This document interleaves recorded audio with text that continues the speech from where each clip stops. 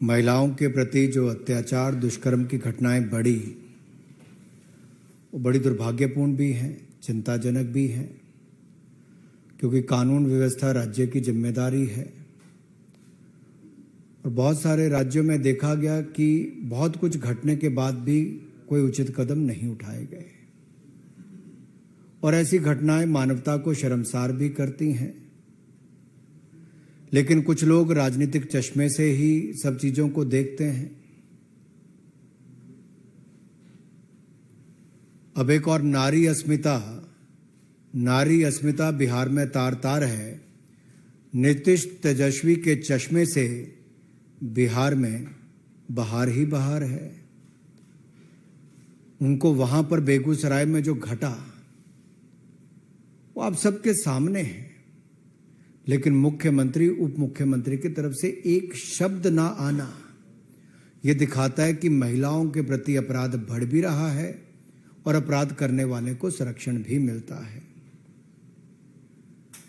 एक और राजस्थान है जो टूरिज्म की दृष्टि से बहुत महत्वपूर्ण है, बहुत खूबसूरत राज्य है, संस्कृति बहुत, और राजस्थान में टूरिस्ट इतने आते हैं कि उसके कई कारण हैं। बहुत अच्छा सब कुछ था, लेकिन 5 वर्षों में राजस्थान कहां पहुंच गया।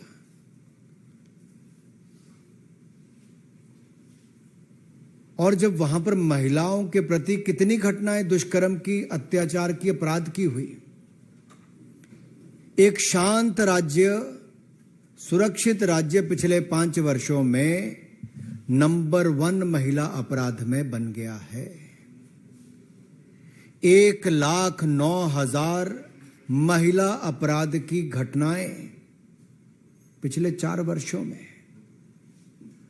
33,000 महिलाओं के साथ दुष्कर्म की घटनाएं राजस्थान में। 22% देश की महिला दुष्कर्म की घटनाएं राजस्थान में। ये अपने आप में राजस्थान को नंबर 1 महिला अपराध में बनाता है। और कुल मिलाकर लगभग 10 लाख से ज्यादा आपराधिक घटनाओं को रजिस्टर किया गया। अब प्रधानमंत्री जी ने कहा था कि महिलाओं पर अपराध की घटनाओं पे राज्यों को कड़े कदम उठाने चाहिए, और सोनिया जी और राहुल गांधी जी के आदेश पर मुख्यमंत्री अशोक गहलोत जी ने कड़े कदम उठाए और अपने ही एक मंत्री को बर्खास्त कर दिया। बर्खास्त इसलिए किया कि राजेंद्र गुड़ा जी ने राजस्थान की हालात पर चिंता व्यक्त की कि दूसरे राज्यों को छोड़ के राजस्थान में जो महिलाओं के खिलाफ अपराध की घटनाएं बढ़ रही हैं उसकी चिंता की जाए, चर्चा की जाए। और मुख्यमंत्री अशोक गहलोत जी ने राहुल गांधी जी, सोनिया गांधी जी के आदेश पर उसको ही बर्खास्त कर दिया। और उन्होंने क्या कहा राजेंद्र सिंह गुड़ा जी ने कि विधानसभा में मैं सीएम से 1-on-1 जवाब मांगूंगा। और बड़ी बात यह कही है, किसी और ने नहीं, जो 4.5 साल राजस्थान की सरकार में, अशोक गहलोत जी की सरकार में मंत्री रहे, उन्होंने कहा प्रदेश में सीएम का इकबाल खत्म हो गया है। ये बहुत बड़ी बात है। एक जो आपका मंत्री 4.5 साल आपके साथ रहा, उन्होंने कहा राजस्थान में अराजकता का माहौल है। सीएम विधानसभा में आते हैं ना जवाब देते हैं। और ये मैं नहीं कह रहा जी, ये राजस्थान में कांग्रेस के मंत्री ही अपने मुख्यमंत्री से सवाल खड़े करते हैं। एक मंत्री तो हैं जिन्होंने हिम्मत करके महिला अपराध पर कोई बात कही। दूसरे मंत्री जिनको उन्होंने शह दे रखी है और संरक्षण दे रखा है सोनिया जी, राहुल जी के आदेश पर, जिनको बचाने का काम किया है अशोक गहलोत जी ने, वो शांति धारीवाल जी, क्या कहते हैं जब महिला के साथ बलात्कार की घटना हुई, अपराध की घटना हुई, तो उन्होंने कहा यह मर्दों का प्रदेश है। और पूरे कांग्रेसी ठहाका मार के हंसते हैं मंत्री और विधायक और मजाक उड़ाते हैं। सोनिया जी, प्रियंका जी, राहुल जी, इस पे कोई जवाब नहीं देगा कि कांग्रेस पार्टी का। मल्लिकार्जुन खड़गे जी से मैं कहता हूं, और मैं तो इतना ही कह सकता हूं, मैं तो यूपी चुनाव में जब सह प्रभारी था तो प्रियंका जी बड़ी बड़ी बातें करती थी। लड़की हूं, लड़ सकती हूं, बस राजस्थान नहीं जा सकती हूं। बिहार पर मुंह में दही जमा सकती हूं और बंगाल पर होंठ सिल सकती हूं। लड़की हूं, राजस्थान नहीं जा सकती हूं और कोई महिला अपराध की आवाज उठाए तो मुख्यमंत्री अशोक गहलोत कह के उनका इस्तीफा करवा सकती हूं। लड़की हूं, लड़ सकती हूं। शांति धारीवाल ये कहे मर्दों का प्रदेश है तो ठाके माके हंस लेना, बचाने के लिए मैं तुम्हारे लिए लड़ सकती हूं। अरे राजस्थान में आपराधिक घटनाएं महिलाओं पर कौन कौन सी हुई, जरा एक बार सोचिए तो सही। मुख्यमंत्री के घर से 5 किलोमीटर दूरी पर वैशाली नगर में एक बच्चे के सामने उसकी मां की इज्जत लूटी जाती है, उसको मरने पर मजबूर किया जाता है। करौली में युवती का अपहरण करके, गैंग रेप करके गोली मारी जाती है, एसिड गिराया जाता है, फिर कुएं में डुबा दिया जाता है। दौसा में आदिवासी महिला का अपहरण करके, गैंग रेप करके, एसिड डाल के उसकी भी हत्या कर दी जाती है। उदयपुर में 8 साल की बच्ची के साथ दुष्कर्म करने के बाद 8 टुकड़े करके फेंक दिया जाता है जंगल में।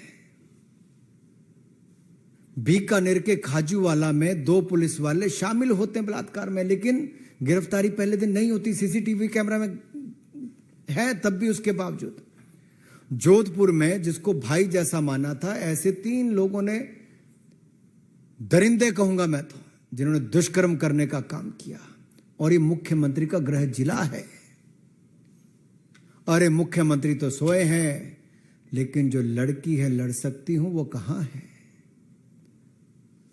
जो बॉर्डर से चले गई करौली के पास से, लेकिन वहां नहीं जाने का दम भर पाई, जहां करौली में दलित युवती के साथ गैंग रेप करके एसिड फेंक के उसको मार दिया जाता है।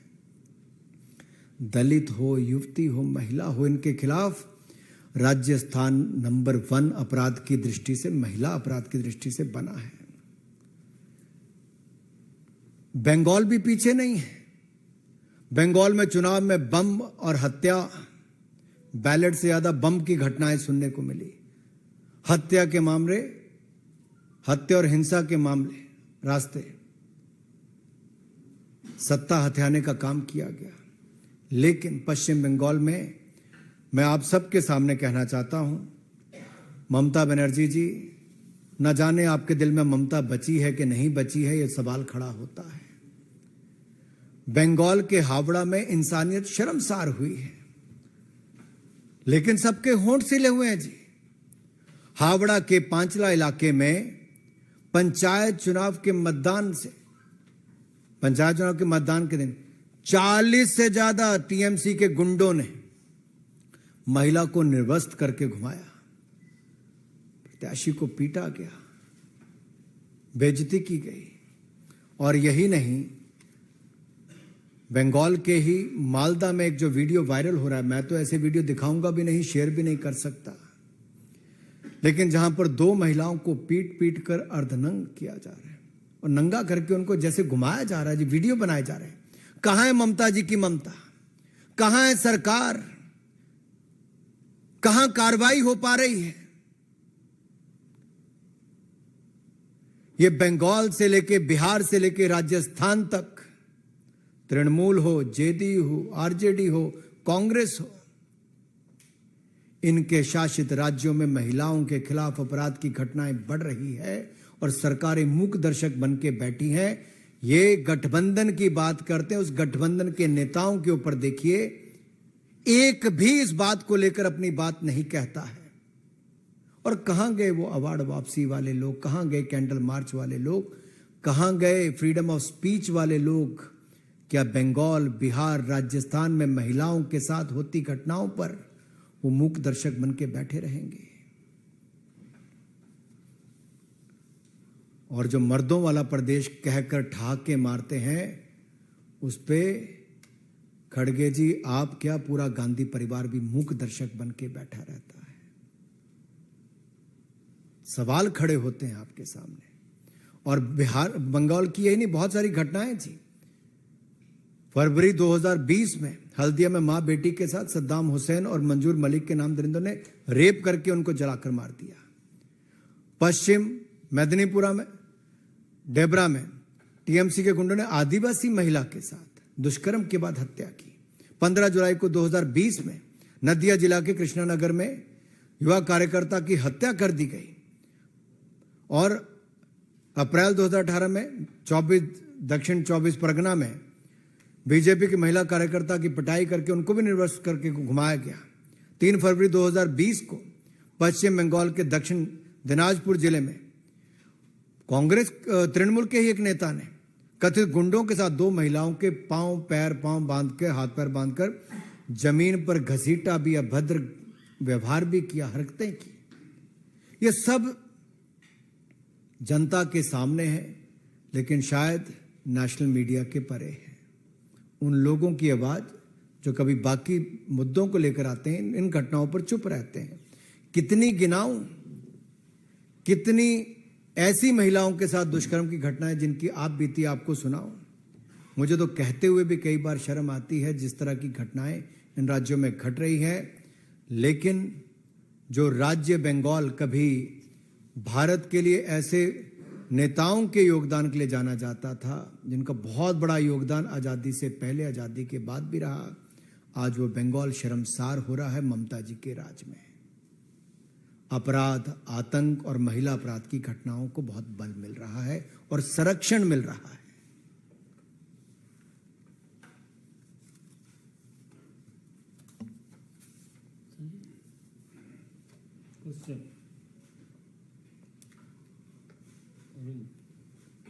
टीवी 18 नीरज न्यूज़ 18 इंडिया से सवाल ये कि अभी थोड़ी देर पहले राजस्थान के मुख्यमंत्री ने प्रेस वार्ता की। प्रधानमंत्री नरेंद्र मोदी ने भी राजस्थान का जिक्र किया था अपने बयान में। अशोक गहलोत का कहना है कि राजस्थान की भावनाएं आहत हुई और प्रधानमंत्री कर्नाटक जाते हैं, राजस्थान जाते हैं, लेकिन मणिपुर नहीं जाते। ये सवाल खड़ा किया। मैं एक सवाल मुख्यमंत्री जी से पूछना चाहता हूं, कानून व्यवस्था राजस्थान की क्या मुख्यमंत्री राजस्थान की जिम्मेदारी है कि नहीं है? क्या जब उनका अपना चहेता मंत्री कहता है महिला अपराध पर, अत्याचार पर, दुष्कर्म पर कि मर्दों का प्रदेश है, तो उसमें अशोक गहलोत शर्मसार होते हैं कि नहीं होते हैं? जब उनका अपना मंत्री राजेंद्र गुड़ा सवाल खड़ा करता है कि मुख्यमंत्री ना विधानसभा आते हैं ना जवाब देते हैं, तो उस पर मुख्यमंत्री का क्या कहना है? मेरा अशोक गहलोत जी से सवाल है कि जब उनके अपने मंत्री ने कहा कि सीएम का इकबाल खत्म हो गया, तो क्या मुख्यमंत्री इस्तीफा देंगे कि नहीं देंगे? जब उनके अपने जिले में, गृह जिले में हत्या कर दी जाती है, जला दिया जाता है, और उनके अपने मुख्यमंत्री निवास जयपुर से 5 किलोमीटर की दूरी पर वैशाली नगर में महिला के साथ दुष्कर्म करके उसको मरने पर मजबूर कर दिया जाता है, और एक घटना में एक पति के सामने उसकी पत्नी के साथ बलात्कार करके उसको मारने दिया जाता है, तो इस पे अशोक गहलोत शर्मसार होते कि नहीं होते मुझे नहीं पता। लेकिन मेरा सवाल कांग्रेस के अध्यक्ष खड़गे जी और गांधी परिवार के इन सभी नेताओं से है कि राजस्थान की जिम्मेदारी क्या है, भूल गए हैं? अरे जितने महीने सरकार है उतने महीने तो अपनी जिम्मेदारी निभाएं।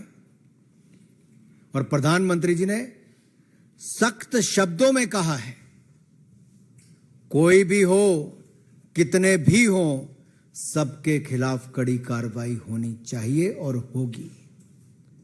लेकिन राज्य के मुख्यमंत्री, चाहे बंगाल हो, बिहार हो, राजस्थान हो, अपनी जिम्मेदारी से नहीं भाग सकते। Mohit Bhatt, Times now.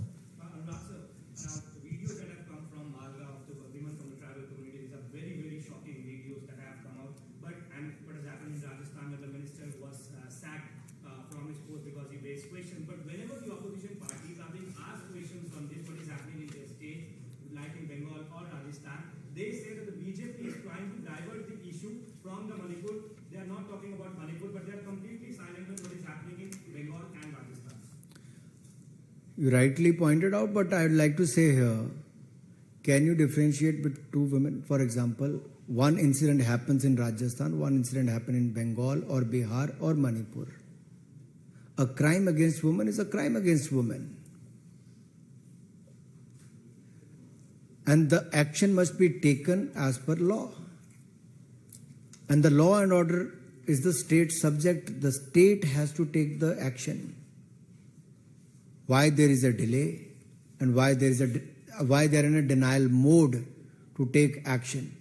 Why the shelter is being given to those people who are involved in the molestation or in a rape-like incidents or any crime against women? Who is giving shelter to them? That's a big thing. And my big question to all the opposition leader is, will they send a delegation of the opposition leaders to the states like Rajasthan, Bengal and Bihar? क्या विपक्ष के नेता एक delegation Rajasthan, Bengal और बिहार भेजेंगे वहां पर महिलाओं के खिलाफ हुए अपराध की घटनाओं पर देखने के? हमने यहां से भारतीय जनता पार्टी के राष्ट्रीय अध्यक्ष जी ने एक महिला सांसदों का डेलीगेशन पश्चिम बंगाल भेजा और मैं आपको बताना चाहता हूं जी, जब वो हमारी महिला सांसद वापस आई, हमारी नेताएं वापस आई, कितनी घबराई हुई थी और कहीं ना कहीं एक तरह से वो अपनी बातों को, अपने अनुभव को बयान करने से भी घबराहट नजर आती थी। तो अगर महिला नेता और सांसदों का बंगाल में जाकर वहां का फीडबैक लेने से इतना, तो वहां की रहने वाली महिलाओं पर क्या बीतती होगी, आप बीती क्या सुनाई होगी, आप कल्पना नहीं कर सकते। कितने भय के वातावरण में पश्चिम बंगाल में महिलाएं जी रही हैं और जहां पर एक महिला मुख्यमंत्री हो जिसका नाम ममता हो लेकिन ममता ना हो। ममता दीदी क्या बना दिया बंगाल को। Devendra Parashar, India TV.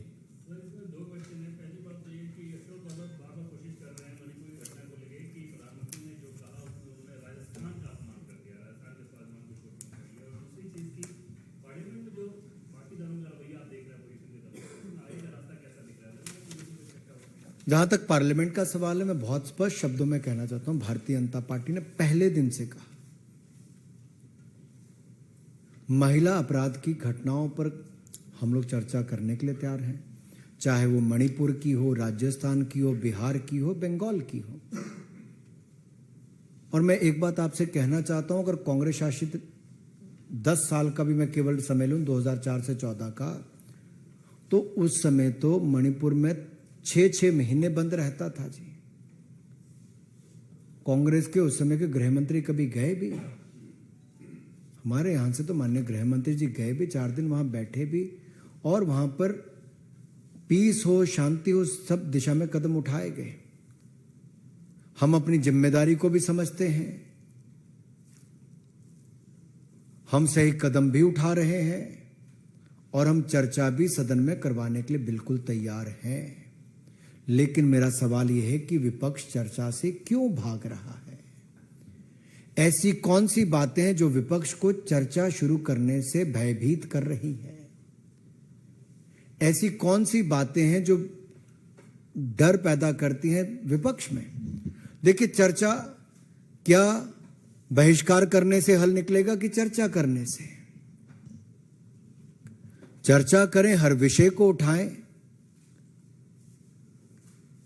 क्यों नहीं 2 दिन सदन चलने दिया? विपक्ष की क्या मजबूरी है?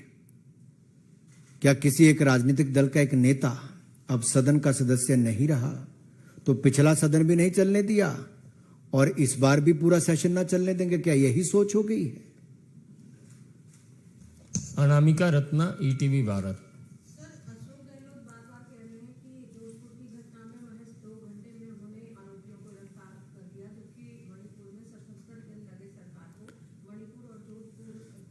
मेरे पास ये मेरे पास कितने दिनों, मेरे पास देखिए अब कितने पेज हैं, 16 पन्नों में कम से कम 132 लाइनें ऐसी हैं जहां पर 33,000 ऐसे महिला दुष्कर्म की घटनाओं की सूची में राजस्थान की लेकर बैठा हूं। मुख्यमंत्री अशोक गहलोत जी जवाब दें, आपकी निकम्मी और निठल्ली सरकार में 4.5 सालों में राजस्थान नंबर 1 महिला अपराध में क्यों बना? आपकी सरकार कार्रवाई क्यों नहीं कर पाई?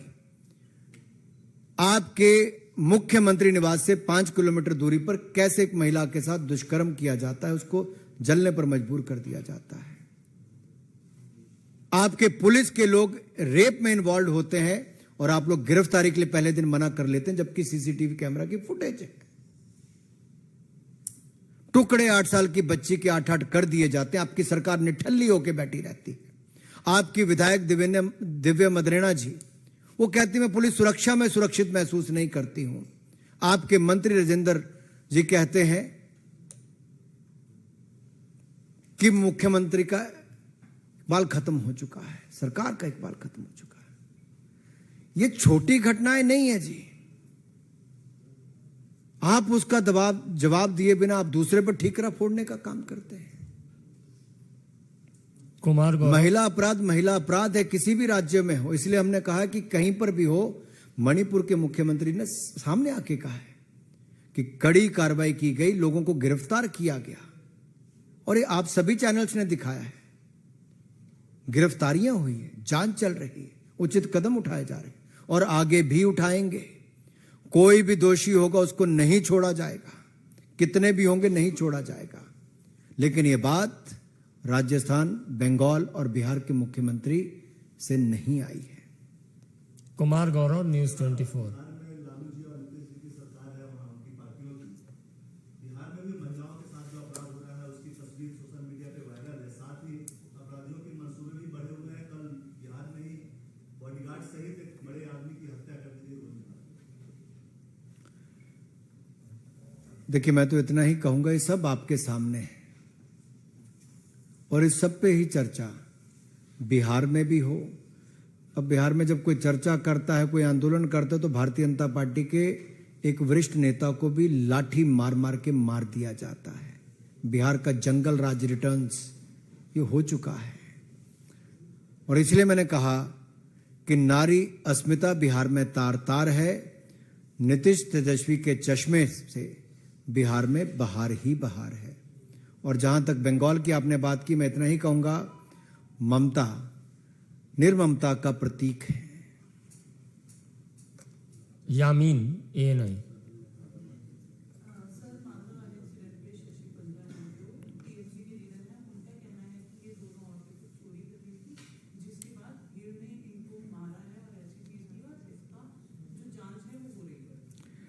देखिए, यही आप सबके सामने एक एक चीजें आ रही हैं।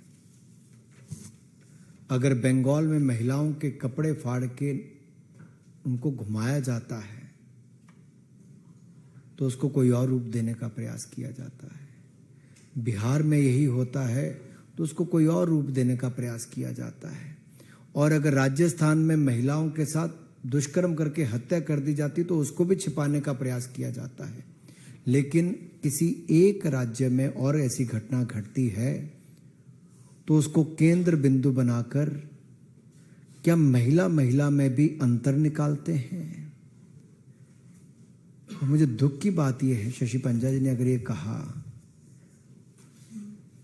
और ममता जी की सरकार में कहा, जो एक महिला है और दूसरी महिला ने ऐसा बयान दिया, तो आप समझ लीजिए वहां पे महिला भयभीत क्यों है, वहां पे महिला अपराध क्यों है बंगाल में। वहां पे अपराध के बाद भी जुबान खोलने में डर क्यों होता है, क्योंकि मार दिया जाता है। और जो हमारी महिला सांसद गई, महिला बड़ी नेता गई, वो भी भयभीत होकर वापस आए, तो उसके पीछे कारण साफ दिखता है जी कि ऐसा बयान अगर वहां की बंगाल की नेता दे रही हैं तो साफ दिखता है तो इसको अपराध ही नहीं मान रही हैं। मिलन शर्मा, आज तक। अंतिम प्रश्न है। सर, जैसे आपने बताया कि इन सारे राज्यों में जहां मोदी की सरकार नहीं है, महिलाओं के साथ दुष्कर्म हो रहा है और पुलिस की जांच भी एक तरीके से नहीं हो पाती है। शशि पंजा के बयान पर भी आपने अभी बोला कि इसको एक अलग कलर दिया जाता है। यही सेम बयान वो कह रहे हैं कि जहां मणिपुर का बात है तो बीजेपी अलग कलर देता है। तो सर, जिन राज्यों में आपकी सरकार नहीं है, एक नेशनल कमीशन ऑफ वुमेन हमने नेशनल लेवल पे बनाया है, क्या उनका भी दायित्व नहीं बनता है कि स्टेट कमीशन से इस पर संज्ञान ले? नेशनल लेवल पे हम क्या कर सकते हैं? मेरा जिसके पास जो जिम्मेदारी, उसको अपनी जिम्मेदारी निभानी चाहिए और महिला अपराध की घटनाएं बंद हों, समाज भी जागरूक हो और जिस महिला के खिलाफ अपराध हो, जो इन्वॉल्व है उनके खिलाफ कड़ी से कड़ी कार्रवाई कम से कम समय में हो, ये हमारी मांग भी है और कानून व्यवस्था राज्य का विषय है। उनको कड़े से कड़े कदम उठाने चाहिए, महिलाएं सुरक्षित हों, महिलाओं का सम्मान बढ़े और महिला अपराध की घटनाएं बंद हो देश में, इस दिशा में आगे बढ़े। हर राज्य को अपनी भूमिका निभानी चाहिए, चाहे वो राजस्थान के अशोक गहलोत जी अपनी जिम्मेदारी नहीं छुड़ा सकते, चाहे राहुल गांधी जी, प्रियंका जी या सोनिया जी ने जो भी निर्देश दिए हों कि महिला के सम्मान में या महिलाओं के हित में अगर किसी मंत्री ने आवाज उठाई तो उसको बर्खास्त करने का ऑर्डर दे दिया, इससे बड़ा दुर्भाग्यपूर्ण और क्या कदम होगा जी। सुदेशना घोषाल।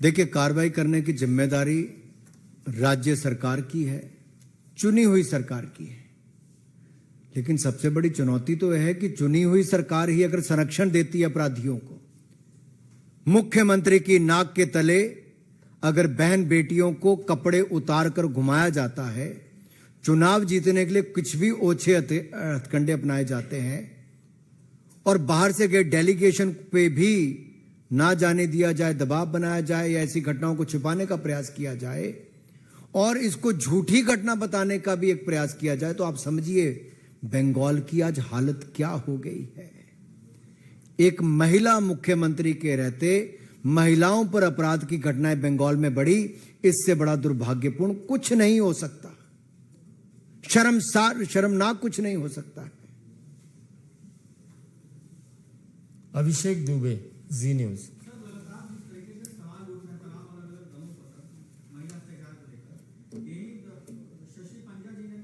हो गया। दूसरा, ममता बनर्जी ने ये कहा है सर कि इस बार महिलाएं सरकार बदल देंगी केंद्र की, और तीसरा संजय राउत ये कह रहे हैं कि इस सारे मामले पर बीजेपी हरियाणा और मुझे लगता है जितना ये लोग बोल रहे हैं इनके उतने ही चेहरे बेनकाब हो रहे हैं।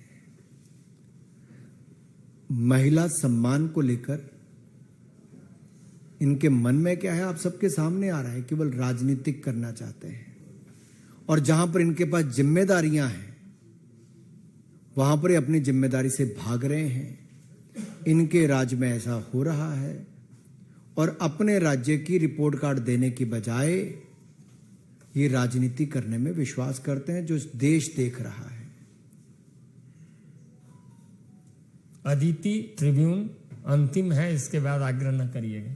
Anurag ji, the unfortunate bit is that the government is saying it's ready for a debate, opposition is saying it's ready for a debate. But there seems to be no agreement on the rules for the debate. So the larger perception that goes out is that if the government and the opposition can't agree on rules under which to debate a particular sensitive issue, how can women expect justice? पहली बात तो ये अदिति जी, ये मुझे और आपको तय नहीं करना, हाउस के स्पीकर या चेयरमैन को तय करना है। दूसरी बात ये कि चर्चा किस पर, महिला अपराध पर करनी है। रूल कोई भी हो लेकिन अपराध पर चर्चा तो हो, महिला अपराध पर। जब उसके लिए सरकार तैयार है तो विपक्ष क्यों भाग रहा है? रूल एक होगा, दूसरा होगा आपराधिक घटनाएं, चाहे राजस्थान में हुई, छत्तीसगढ़ में हुई, बंगाल में हुई, बिहार में हुई, मणिपुर में, कहीं पे भी हुई हो, सबको समान अवसर मिलेगा अपनी बात रखने का। बात रखने से विपक्ष क्यों घबरा रहा है और भाग रहा है? सवाल ये खड़ा होता है, 2 दिन क्यों व्यर्थ किए गए? पहले दिन ही चर्चा क्यों नहीं शुरू की गई? जब हम लोग चर्चा करने के लिए तैयार हैं, हम अपनी जिम्मेदारी से ना वहां पे कदम उठाने से भाग रहे हैं, ना चर्चा से भाग रहे हैं। हम अपनी जिम्मेदारी निभा रहे हैं, लेकिन विपक्ष राजनीति कर रहा है। कम से कम महिला अपराध पर राजनीति बंद करें। और मेरा निवेदन है विपक्ष के नेताओं से, कृपया करके सोमवार को अगर सदन में आए तो अपने राज्यों में हो रहे महिला अपराध की घटनाओं की एक लंबी सूची जरूर लेकर आए। क्योंकि चर्चा तो आखिर महिला अपराध पर होगी तो सब पर होगी। और दूसरा मेरा यह कहना है कि जब भी उनको अवसर मिले तो वो राजस्थान, बंगाल और बिहार, छत्तीसगढ़ जैसे राज्यों में जो महिला अपराध की घटनाएं वहां पे जरूर एक टोली बनाकर जाएं। धन्यवाद।